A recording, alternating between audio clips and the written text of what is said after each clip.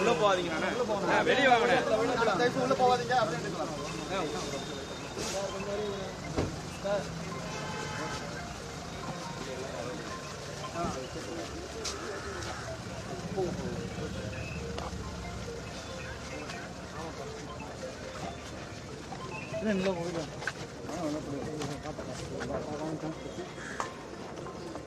பின்னாடி வேணும்பா, பாட்டி நிற்கணும்பா.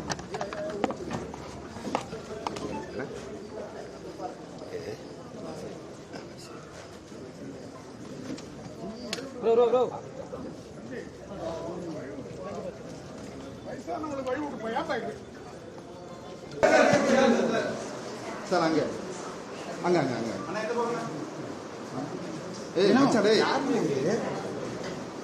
Sir sir sir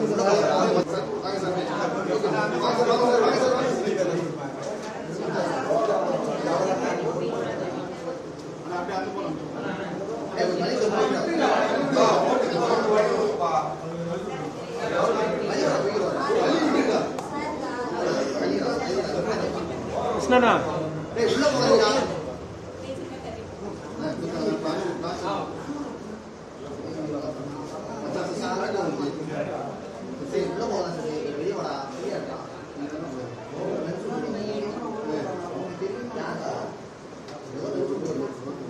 பேக்கில் வெயிட் வச்சாலும் ஒரே ஒரு ஷர்ட் ரிலாக்ஸாக எடுத்துக்கணும், ஒன்றும் பிரச்சனை இல்லை. மேடம் மை வைக்கும் போது மேடம் சொல்லும் போது வைங்க மேம். மை வைக்கும் போது சொல்லிட்டு வைங்க. இந்த கையை எடுத்துருங்க, லெஃப்ட் ஹேண்டு தூரம் எடுத்துருங்க. அப்படி ஒரு ஷர்ட் எடுத்துமா.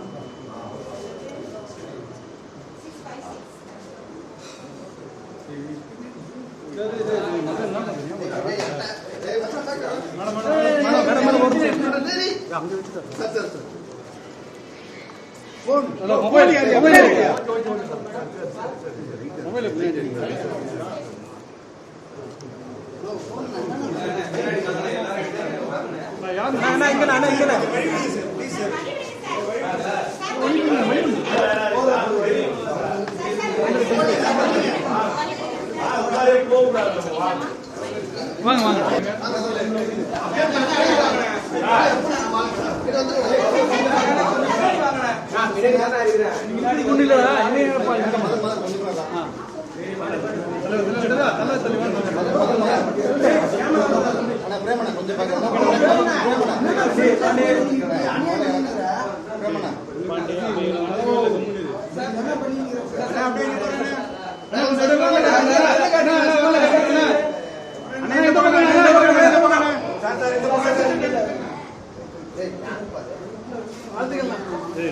நன்றிண்ணா நன்றிண்ணா.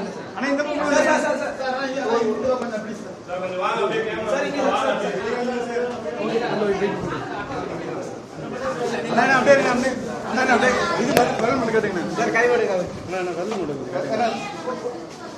பின்னாடி யாரு கொஞ்சம் முன்னாடி வாங்க. நீங்க வருங்க.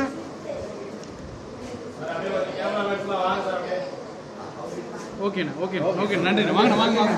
அப்படியே பின்னாடி வாங்க. அப்படி பின்னாடி வாங்க. அப்படியே பின்னாடி வாங்க.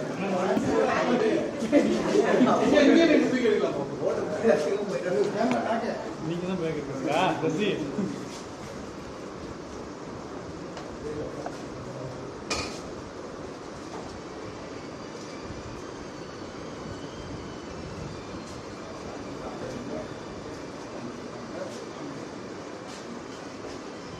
மேடம் மேடம் ஃபிங்கர் கொடுத்துருக்கேன்.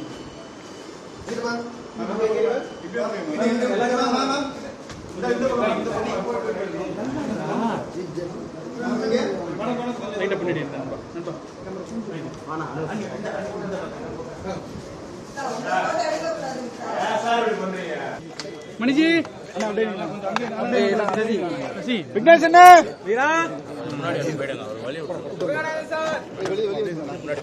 நமக்கு இருக்கிற கடைசி வலிமைங்கிறது கருவிங்கிறதும் வாக்கு தான் ஜனநாயக நாட்டில். அதை நம்ம எல்லாருமே பயன்படுத்தணும். வாக்குப்பதிவு முடிஞ்ச பிறகு 75 விழுக்காடு 80 விழுக்காடு 100 விழுக்காட்டு வாக்காளர்களில் இவ்வளவு தான் பதிவாகுது அப்படின்னா அப்போது வாக்கு செலுத்தாதவங்களுக்கு என்ன பிரச்சனைன்னு ஒரு கேள்வி வருது. தேர்தலில் போட்டியிடுகிற வேட்பாளர்கள் மேலே நம்பிக்கை இல்லையா? இல்லை இந்த நாட்டில் இருக்கிற ஜனநாயகம் இந்த அமைப்பு மீது நம்பிக்கை இல்லையா? இந்த கேள்வி வருது. அதனால் தேர்தல் ஆணையம் சொல்கிறது 100 விழுக்காடு நம்ம வாக்கை செலுத்தணும்ன்ட்டு. அதில் அது நான் என்ன நினைக்கிறேன்னா, குண்டு வைக்கிறது, கொலை செய்கிறது, வருமான வரி கட்டாமல் இயக்கிறது, அளவுக்கு அதிகமாக சொத்து சேர்த்து அது கணக்கில் காட்டாமல் மறைக்கிறது, இதெல்லாம் தான் குற்றம், இதெல்லாம் தான் தேச துரோகம் அப்படிங்கிறது இல்லை. வாக்கு செலுத்தாமல் இருக்கிறதும் ஒரு வித தேச துரோக குற்றம்தான், ஜனநாயக துரோகம்தான். அதை என் மக்கள் என் சொந்தங்கள் செய்யக்கூடாது. அது நிறைய பேர் கற்றவர்கள் தான் மற்றவர்களுக்கு வழிகாட்டணும். எல்லோரும் என்ன நினைக்கிறாங்க, நாம் ஒரு வாக்கு செலுத்தி என்ன மாற்றம் வந்துட போகுது அப்படின்னு. அப்படி இல்லை, ஒவ்வொரு வாக்குலையும் தான் மாற்றம் வரும். அதனால் என்னிலிருந்து தான் மாற்றம், உங்களிலிருந்து தான் மாற்றம். நம்ம எல்லாரும் வாக்கு செலுத்தணும், அது நம்மளுடைய பொறுப்பும் கடமையும். அதை தவறாமல் செய்யுங்கன்னு நான் அன்பாக வேண்டுறேன். அதுதான் அது முதன்மையானது. ஆனால் கிளாம்பாக்கத்தில் பார்த்தீங்கன்னா பெரிய க்ரௌடு, பஸ் வசதி இல்லை, வெளியூருக்கு போய் வாக்கு செலுத்த முடியலன்னு அதிகாலையிலேருந்தே ஒரு பிரச்சனை. இப்போ வரைக்கும் அது சரி செய்ய முடியல. அது எப்படி பார்க்குறீங்க? இதெல்லாம் நம்ம நாட்டில் இருக்கிற நிர்வாக கேடும் சீர்கேடும் தான். எல்லாமே நீங்கள் பார்த்தீங்கன்னா தேவைக்கு உருவாக்கணும். அதையும் இப்போ சென்னை விண்ணூர்தி நிலையத்தில் மீனம்பாக்கத்தில் நமக்கு 1800 ஏக்கர் 2000 ஏக்கரில் விண்ணூர்தி நிலையம் இருக்குது, போதுமானது. அதிலே பறக்க நமக்கு விண்ணூர்தி இல்லை. ஆனால் 5000 ஏக்கரில் கட்ட போகிறேங்கிறது. கோயம்பேடில் இருந்த பேருந்து நிலையத்தில் வசதி குறைவாக இருக்குன்னு யாரும் வீதியில் நிற்கலை, போதுமான அளவுக்கு இருந்தது. அது ஒரு நகரத்தில் உள்ளே இருந்தது. இங்கே இருந்து வெகு தூரம் போகணும் இந்த கிளாம்பாக்கம், அது ரொம்ப சிரமம். இப்போ எங்கள் ஊர் ஏலையாங்குடி பரம்புலேருந்து சிவகங்கையிலேருந்து வரேன்னு வைங்களேன், ஒரு 500 பேருந்து கட்டணம் வச்சுக்கிறேங்க. அங்கேருந்து இங்கே வர ஒரு 500 கட்டணம். இது கொடுமை. இது தேவையில்லை, பேராசை. ஒவ்வொன்றுமே நமக்கு இருக்கிற துறைமுகத்திலேயே வேலை நடக்கலை. ஆனால் நான் 6116 ஏக்கரில் இது நான் துறைமுகம் கட்ட போகிறேன். இதெல்லாம் தேவையில்லாதது. கிளம்பாக்கம் வசதிக்காக இல்லை, மக்களுக்கு ரொம்ப தொந்தரவாயிடுச்சு. இது மாதிரி நம்ம சென்னையில் மட்டும் நினைக்காதீங்க, ஒவ்வொரு ஊர்லேயும் நாமக்கல்ல எந்த ஊருக்கு போனாலும் அந்த பேருந்து நிலையத்தை நகரத்துக்குள்ளே இருந்து ஊருக்குள்ளே இருந்து வெளியில் எடுத்துகிட்டு போய் தொலை தூரத்தில் கட்டி மக்களுக்கு ரொம்ப தொல்லையை கொடுத்துட்டாங்க. எல்லா ஊர்லேயும் இந்த பிரச்சனை இருக்குது. நாங்கள் எல்லா ஊர்லேயும் மக்களோடு நின்று போராடினாங்கனால அதை சொல்கிறேன். இந்த தேர்தலில் வெளிநாடுகளிலிருந்து நிறைய வாக்காளர்கள் இந்தியாவுக்கு வர்றதுக்கு, தமிழ்நாட்டுக்கு குறிப்பாக வர்றதுக்கு நிறைய ஆர்வம் காட்டுறாங்க, சமூக ஊடகங்களில் பதிவிடுறாங்க. இதை எப்படி பார்க்குறீங்க? இந்த தேர்தலில் அதிகப்படியான வாக்கு சதவீதங்கள் உயரும்னு சொல்கிறாங்க. அதை நான் ரொம்ப வரவேற்கிறேன். இப்போ என்னை பொறுத்த வரைக்கும் சில மாறுதல்கள், நாங்கள் மொத்தமாகவே தேர்தலில் நிறைய சீர்திருத்தம் கொடுத்துருக்கோம். வெளிநாடுகளில் வாழ்கிற நம்ம பிள்ளைகள், நம்ம சொந்தங்களுக்கு சிலர் ஆர்வமாக வர்றாங்க, சிலர் வர முடியாமல் போயிடுது. அவங்களுக்கு பயணம் உள்நுழைவு அனுமதி கிடைக்கிறது இல்லை. அந்த மாதிரி இதில் நமக்கு எப்படி அஞ்சல் வாக்கு செலுத்த வைக்கிறாங்களோ நம்ம காவலர்களுக்கு, இங்கே தேர்தல் அதிகாரிகளுக்கு, அது மாதிரி வாய்ப்பை ஏற்படுத்தி கொடுக்கணுங்கிறது நம்மளுடைய இது. ரெண்டாவது, இப்போ என்னை மாதிரி இருக்கிறனால நான் இப்போ வேறு தொகுதியில் போட்டிட்டேன். எனக்கு இங்கே போட்டுட்டு இப்போ அவசரமாக விண்ணூர்தி பிடிச்சி காரைக்குடி போகும். அந்த மாதிரி இதில் எங்கள் மாதிரி பிள்ளைகளுடைய வாக்கை, இந்த மாதிரி போட்டிடுற பிள்ளைகளுடைய வாக்கை அஞ்சலில் செலுத்துறதுக்கான வாய்ப்பை ஏற்படுத்தி கொடுக்கணும். எதிர்வருங்காலங்களில் ஏற்படுத்தி கொடுக்கணும். இப்போ சில பேர் தொகுதியிலே நிற்க வேண்டியது வருதுன்னா அவங்க வாக்கை செலுத்த முடியாமல் ஒரு கெடுவாய்ப்பாயிருதில்ல. அதை தவிர்க்கிறதுக்கு இனி வருங்காலங்களில் தேர்தல் ஆணையம் கவனத்தில் எடுத்து இதை செய்யணுங்கிறது என்னுடைய கோரிக்கை.